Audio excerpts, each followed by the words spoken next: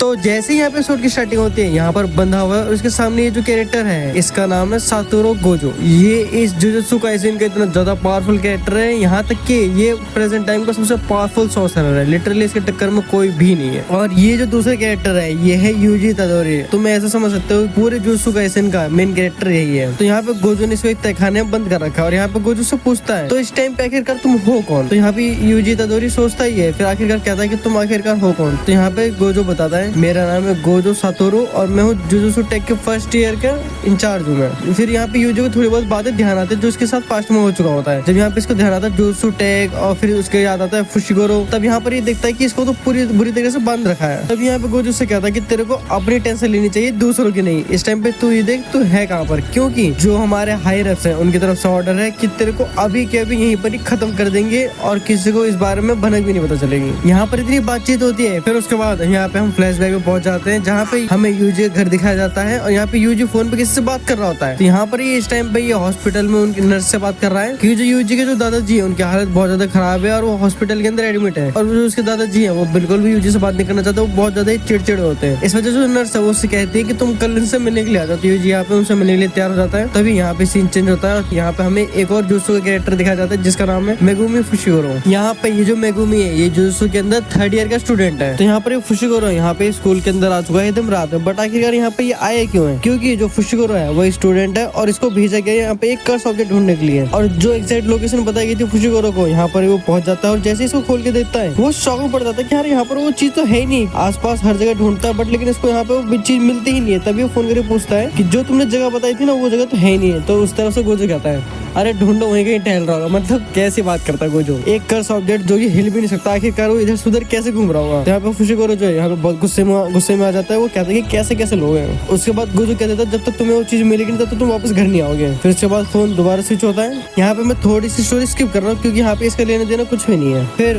उसके बाद अब सुबह हो चुकी है तो यहाँ पे हम दोबारा से फुशिगोरो देखते हैं जहाँ पे वो दोबारा से कर्स ऑब्जेक्ट ढूंढ रहा होता है। बट वो तब यहाँ पे नोटिस करता है एक कर्स जो है तो वो उसके सामने से ही जा रहा है। यहाँ पे उसे देख के कहता है ये शायद से सेकंड ग्रेड कर्स है। यहाँ पे उसे देख के कहता है कि कोई इतना ज्यादा पावरफुल है नहीं है फिर, तो इसी वजह से फुशिगोरो यहाँ पे उसको छोड़ के आगे जाने लग जाता है और उस चीज को ढूंढना चालू कर देता है। तभी यहाँ पे हम उसके फोन में पहली बार उस कर्स चीज को देखते हैं। तो यहाँ पर ये कर्स फिंगर है, ये है सुकुना की, Ryomen Sukuna the king of curses, ये उसी की फिंगर है। और जो सुकुना की जो पावर्स है वो उसकी 20 उंगलियों के अंदर बटी हुई है। अब सुकुना के बारे में मैंने डिटेल वीडियो बना रखी है, तुम्हें डिस्क्रिप्शन में लिंक मिल जाएगा, तुम चाहो तो चेक कर सकते हो। फिर फुशिगोरो इसको देख रहा होता है, ढूंढता है कि आखिरकार ये चीज है कहाँ पर। फिर उसके बाद यहाँ पे हम ग्राउंड में देखते हैं जो यूजी के कोच है यहाँ पर वो बॉल थ्रो के अंदर 18 सेंटीमीटर फेंक देते हैं। तो यहाँ पर उसके बाद यूजी कहता है तो वैसे हार मान ले, तुम ऐसे जीत नहीं सकता और मैं सिर्फ ये दिखाना चाहता हूँ कि तुम कितने ज्यादा कमजोर हो। तो यहाँ पे यूजी कहता है कोई बात नहीं, मैं जैसे फेंक सकता हूँ मैं वैसे फेंक सकता हूँ। कहता है कि हाँ कोई बात नहीं, जैसे तुम्हें सही लगे तुम ऐसे फेंक लो। तो जैसे यहाँ पे यूजी बॉल बढ़ता है उसके ऊपर सारे लोग हंसना चालू कर देते हैं। तभी ये सारी चीज फुशिगोरो यहाँ पे पीछे खड़ा होकर देख रहा होता है और जैसे यहाँ पे यूजी बॉल को पड़ फेंकता है वो उसको लिटरली इतनी दूर फेंकता है ना कि जो उसकी लेंथ रहती है वो 23 सेंटीमीटर रहती है। ये देख के जो उसके कोच रहते हैं ना लिटरली वो कुछ नहीं कर पाता, वो खड़े रह जाते हैं। मतलब वो उनके होश उड़ जाते हैं कि आखिरकार